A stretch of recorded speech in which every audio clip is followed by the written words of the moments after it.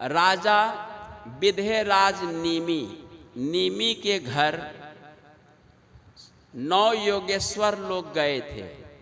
9 योगेश्वर लोग गए थे। ऋषभ देव के पुत्रों का नाम है योगेश्वर, क्योंकि उनको 100 पुत्र थे। 100 पुत्र में ज्येष्ठ पुत्र का नाम भरत है, जो 1 करोड़ वर्ष तक राज्य किया था। 80 पुत्र कर्मकांडी पर चेता हुए, 9 योगेश्वर हुए। बड़े बड़े राजाओं को उपदेश दिया है। तो ये 9 योगेश्वर विधेयराज नीमी के घर शाम को गए। विधेयराज नीमी है ना, बहुत श्रद्धालु राजा थे जनकपुर में, मिथिलांचल में, मिथिला में। तो वो शाम से लेकर के सुबह तक खड़े पांव होकर उन योगेश्वर संतों की खिदमतें की, सेवा की। जब संत लोग जाने लगे तो हाथ जोड़ करके है ना, नमन करते हुए नम्र भाव से कहते हैं कि महाराज, आप लोगों का वचन ही सत्संग है, तो मेरे लिए कोई उपदेश दे के जाइए, ताकि यह दुख रूप संसार मेरा छूट जाए। है ना, संतों का उपदेश ही तो दुख रूप संसार से छुड़ाता है। तब उस समय में 9 योगेश्वर ने मिल करके उपदेश दिया। क्या उपदेश दिया? संसारे अस्मिन् क्षणार्धम सत्संगम सेविधि निरिनाम, यस्मात् वाप्यते सर्वं पुरुषार्थम चतुष्टयम। हे राजन, इस संसार में मनुष्य शरीर में आए हो तो क्षण आधा क्षण, 1 घंटा या आधा घंटा, 1 क्षण या आधा क्षण सत्संग में जाकर बैठना चाहिए। बैठना ही आपकी सेवा है। अभी आप लोग सेवा कर रहे हैं, सुन रहे हैं ना एकाग्र चित्त से, तो ये आपकी सेवा हो रही सद्गुरु की। और सेवा जाकर सत्संग की सेवा करना, और इस सेवा से तुम्हें 4 चीज की प्राप्ति होगी, जिससे यस्मात् वाप्यते सर्वम, जिससे सब कुछ की प्राप्ति हो। चतुष्टयम, धर्म, अर्थ, काम और मोक्ष, ये चारों चीज आपको अनायास मिल जाएगी। इन चारों चीजों के लिए लोग अथक परिश्रम संसार में करते हैं, लेकिन मिल नहीं पाते हैं। आप ठीक से आप सत्संग करें, ध्यान भजन करें, सत्संग करें, तो अनायास आपको चारों चीज की प्राप्ति हो जाएगी। इन चारों चीजों का नाम है पुरुषार्थ। पुरुषेन अर्थते प्राप्यते इति पुरुषार्थ। जो पुरुष के प्रयत्न से, प्रयास से प्राप्त किया जाए, उसी का नाम है पुरुषार्थ। ठीक है, मोक्ष भी पुरुषार्थ से मिलता है ना। पुरुषार्थहीन नर परलोक सुखारे। जो पुरुषार्थहीन मानव है, उनका यह लोक तो सूख जाता है और परलोक भी सूख जाता है। जैसे पुरुषार्थहीन कोई विद्यार्थी है, मेहनत नहीं करता है, तो वह परीक्षा में पास नहीं हो पाता है। वैसे पुरुषार्थहीन कोई किसान है, समय पर यदि परिश्रम नहीं करता है, तो खेत में से कोई फसल उनके घर नहीं आती है, उनको भी भूखा मरना पड़ता है। तो वैसे ही पुरुषार्थहीन कोई साधक या साधिका है, उसका परलोक नहीं बन पाता है। इसलिए आपको पुरुषार्थ करना ही पड़ेगा। बिना पुरुषार्थ से परलोक नहीं बनता है। विश्वामित्र क्षत्रिय जाति के थे। उनको शौक हो गया कि मैं ब्रह्म ऋषि कहलाऊं, ब्राह्मण कहलाऊं। तो उन्होंने परिश्रम किया और सारा संसार के लोग ब्रह्म ऋषि कहने लगे, और वशिष्ठ जी भी कहने लगे। ये ब्रह्म ऋषि कैसे हुए? उन्होंने पुरुषार्थ किया, क्षत्रिय से ब्राह्मण बन गए। देख लीजिए। तो वैसे ही है ना, कोई चोर बदमाश है, सत्संग करे, ध्यान करे, पुरुषार्थ करे, चोर बदमाश से वो सज्जन है ना हो जाता है। जैसे अभी पाठ हुआ है ना, मज्जन फल देखिए तत्काला काक होई पिक बकऊ मराला। मराल शब्द का अर्थ होता है हंस, पिकू शब्द का अर्थ होता है कोयल, और काक शब्द का अर्थ होता है कौआ। अब ये कौआ, कोयल, हंस है कौन? ये हम मानव समाज में ही कोई कौआ है, कोई कोयल है, कोई हंस है। जिसका व्यवहार कर्कश है, जिसकी वाणी भी कर्कशी है और बोल करके दूसरे को दुख पहुंचाने की प्रवृत्ति रखे हैं, बेशक वो कौआ है। और जिनकी वाणी मधुर है, व्यवहार मधुर है और उनकी वाणी और व्यवहार से लोग प्रसन्न खुश रहते हैं, तो समझिए वो मनुष्य होकर वो कोयल स्वरूप हैं। और इस मंच से सार आसार रूप ज्ञान दिया जा रहा है। सार सार को गहिले थोथा दे उड़ाए। जो सार सार को ग्रहण करते हैं उसी का नाम है हंस, है ना। काक कहते हैं हंसो श्वेतः बका श्वेतः को भेदो बक हंसयो नीर क्षीर विभेदे तू हंसो बको बका, है ना। सफ़ेद बगुला भी होता, हंस भी सफ़ेद होता है। दोनों के आगे में दूध पानी मिला के रख दिया जाए कटोरा, है ना। परमात्मा परम वैज्ञानिक है।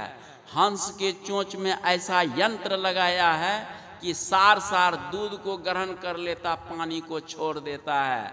लेकिन बगुला के चोंच में ऐसा यंत्र नहीं लगाया जो सारा सार को विलग नहीं कर सकता है। तो वैसे ही सार आसार तरह हर तरह का ज्ञान यहाँ प्रसारण हो रहा है। जो सार सार को ग्रहण कर रहे हैं वो एक प्रकार का हंस है। लेकिन हंस होकर नीच लोगों का संग यदि करेंगे तो हो सकता है कभी कभी नीच के प्रभाव से, है ना, उसका भी जान खतरे में आ जाता है। इसलिए विशिष्टस्य विशिष्टताम गतिम, विशिष्ट लोगों का संग करेंगे तो विशिष्ट आप बनेंगे और नीच लोगों का संग करेंगे तो आप नीच। नीच और ऊंच कौन है? जो विचार से ऊंच है वही ऊंच है, और जो विचार से नीच है वही नीच है। यहाँ जाति से, धर्म से, धन दौलत से नहीं आंकना चाहिए, विचारों से आंकना चाहिए। व्यक्ति खराब नहीं होता, व्यक्ति का विचार खराब होता है। और व्यक्ति महान नहीं होता, व्यक्ति का विचार महान उसको कराता है। इसलिए हमारा विचार उत्तम होना चाहिए। उत्तम लोगों के संग में उठे बैठेंगे तो उत्तम हो जाएगा। एक हंस ने, है ना, कौआ से दोस्ती कर ली। किससे दोस्ती की? कौआ से। अब इतनी घनिष्ठ दोस्ती हो गई तो जहाँ वो बैठता था कौआ, वहीं जाके हंस भी बैठता था।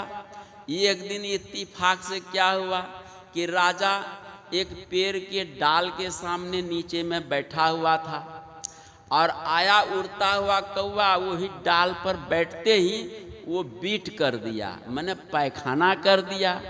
अब पैखाना करके उड़ के भाग गया और वहाँ पर आके हंस बैठ गया। तो हंस बैठ गया तो राजा के माथे पर जब गिरा तो हाथ से देखा कि माथा पर क्या गिरा है, तो देखते हैं हाथ में भी पैखाना लग गया। तो बड़ा बुरा लगा, नजर उठा के देखा, का दुष्ट हंस, तुमको पैखाना करने के लिए कहीं जगह नहीं मिली थी, मेरे माथे पर ही। अब आंख तो लाले लाल हो गई और वहीं पर सैनिक सब थे। आदेश किया, मारो इसको, बहुत दुष्ट है। मार दिया तीर, और तीर लगते वो हंस धराम से गिर गया धरती पर। तो लेकिन वो हंस पढ़ा लिखा था। संस्कृत में एक श्लोक बोलता है, ना हम का को हतो राजन हंसो हम निर्मले जले नीच संग प्रभावे न जातो जन्म निरर्थकम। हे राजन, मेरा जन्म मानसरोवर में हुआ है और मैं हंस जाति का एक हंस हूँ, लेकिन मेरी दोस्ती ये नीच कौआ से हो गई। आज मैं इसकी संगति में मारा जा रहा हूँ और हंस जन्म लेना मेरा व्यर्थ हो गया। बात समझ में आई? ये संगति भी, संगति से आदमी सुधरते हैं और संगति से आदमी बिगड़ते भी हैं, है ना। संतों के संग से आदमी सुधरते हैं और दुर्जनों के संग से आदमी बिगड़ते हैं। इसीलिए संगति बनाइए। आजकल स्कूलों में बच्चे बच्चियां बहुत ज़्यादा बिगड़ रहे हैं। कारण, बिगड़े हुए बच्चे बच्चियों का संग जब करेंगे तो स्वाभाविक है बिगड़ना ही है। इसीलिए आप सुधरना चाहते हैं, अपने आप को ठीक रास्ता पर रखना चाहते हैं, तो अच्छे बच्चे बच्चियों का संग करें। हाँ, ताकि आप ठीक ठाक बने रहें और यह परलोक दोनों आपका बन सके। तो संगति, सोच विचार, कहते हैं ना कि संगत से बदल जाती है रंगत कभी कभी, संगत से ही रंग बदलता है। इसलिए अच्छा संग करें। स्वाति बूंद एक होती है, ठीक है। आश्विन महीना में वो स्वाति नक्षत्र बरसता है तो स्वाति बूंद पड़ती है। जब सीपी के मुख में पड़ती है तो मोती बन जाती है, और वो स्वाति बूंद जब हाथी के माथा पर पड़ती है गजमुक्ता बन जाता है, ठीक है। गजमुक्ता मणि होती है। और वही स्वाति बूंद बांस के जड़ में गिर जाए तो वंशलोचन होता है, और वही स्वाति बूंद केला के जड़ में पड़ जाए तो कपूर होता है, और वही स्वाति बूंद 12 साल के गोबर के ढेर में गिर जाए तो वहाँ सोना बनता है। अब देखो, और वही स्वाति बूंद जब सांप के मुख में गिर जाए तो वो विष बनता है। स्वाति बूंद एक है, लेकिन संगत से, स्थान से सबका रंग बदल गया। बात समझ गए? तो वैसे ही कहने का मतलब है, जीव तो शुद्ध है, आत्मा शुद्ध है, लेकिन अंतःकरण सबका अलग अलग होने से, है ना, ये सब अपने अपने बदल गए हैं। कैसे? इसको समझने के लिए क्या है कि जैसे नलकूप से पानी एक ही जैसा निकलता है खेत में, और समय भी तो हो ही गया है, क्या 5 हो गया है ना। तो अब यहीं तो हमारे महानंद बाबू बोले कि 5 बजे आरती लग जानी चाहिए, लेकिन हम तो बहक गए, क्षमा कीजिएगा, ठीक है ना। कुछ अच्छी बातें हम बता रहे थे, तो खैर विषय हमारा पूरा नहीं होता है कभी भी, है ना। फिर कल मिलेंगे आप लोगों से।